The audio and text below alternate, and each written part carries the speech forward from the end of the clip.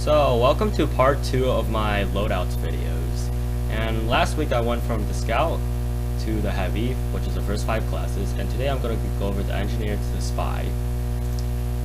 Now for the engineer, I have the stock loadout because, well, I don't know how to experiment with his weapons yet. I have recently gotten the rescue ranger, so I might be experimenting with that soon. My B loadout is just my jerk loadout because the Thompson, let's be honest, is a really annoying weapon. Especially when you hit like spies and then they lose cloak, and then at the same time, when you ever hit a medic, they also lose their Uber. And the gunslinger, well, we all know how annoying the mini sentry is. And then for secondary, I just have the pistol. I mean, I could go with the Wrangler, but I haven't really tried out the Wrangler yet. And then here's my stock loadout with the I usually use this for defense.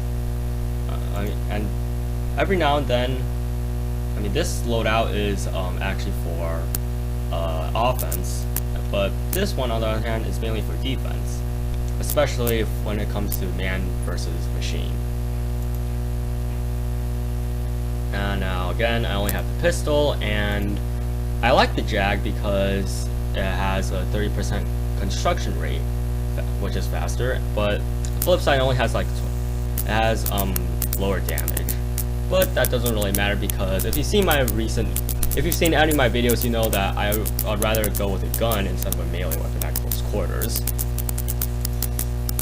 And next, I have the Widowmaker, and this is my other offensive class, and this is basically my battle engineer class, the hyper aggressive one that gets behind enemy lines. Now again, I could switch this out for the Wrangler, but I haven't really tried it out the Wrangler yet. Now going on to my medic. So this is more of a defensive class because the Crusader's crossbow, you only can shoot one at a time, so it's quite hard to go on offense when you have one bullet shooting at a time. Medigun because, well, you know, Ubers and defense goes really well, and the Uber saw, because who doesn't like the Uber saw? And here's my main combat medic, as you've already seen in a previous video. And then again, this is just a variant of the defensive class, only this time it's with the Kritzkrieg, so instead of like an Uber, I could Kritzkrieg one of my friends, and then we could push the attackers back. And again, another variation, and this time I have the Quick Fix and Amputator because, well, I do like these two to be together as well. And next I have my Sniper, the worst class that I seriously can't play as. So I have the stocks. This is more of an experimental class, so never mind. And then again, more experimental. Wait a second, I need to push back in here. And then here's my main loadout for whenever I'm playing. So I have the 45 compound because I tend to do better with bows and arrows instead of the sniper rifles. The Iron Station ship because who doesn't like 25% more health? And the Kiri because, well, I don't really like the Tribleman ship's damage penalty, and I don't have Girardi, so I can't really equip the Bushwacka. And then here's another loadout which actually goes quite well because what you do is that you injure somebody with a fortified compound, finish them off with a cleaner's carbine so you get mini crits, but then the Bushwacka comes in and you can just like crit enemies when you would normally mini crit them. And speaking of which, this is actually my man versus machine loadout, the Makima, because I can penetrate people and it also rewards you for like zooming in and stuff. Cleaner's carbine because, well, who doesn't like the mini crits and stuff? And I should actually put the Bushwacka for this. And as you can see, all my classes have the Bushwhacker except this one. Because, you know, no Girardi or Cleaner's Carbine. And last but not least, I have my Spies loadout. Now, for my first loadout, I find that this goes very well. I mean, the revolver itself is very strong, and then your eternal reward. I'm pretty sure everyone else has seen this, but your eternal reward goes really well with the Invisi Watch. And I don't really like the Cloak and Dagger because, well, sure you get the 100% cloak regen rate, but you tend to actually lose a lot of cloak when you're moving as well. So if you're trying to escape from someone, you don't really have that big of a chance.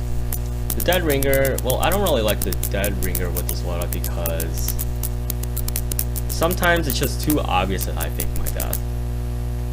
And then a Sapper because I don't really see a difference between these two. I mean, this one just reverses building construction, so you could like get down a level or two, but Sapper just destroys the entire thing.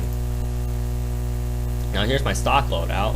I like the Latron J because you have more cloak duration, and with the Dead Ringer, that's actually very good because the Dead Ringer uses up cloak much faster than the, let's say, the regular Invis Watch or the Cloak and Dagger.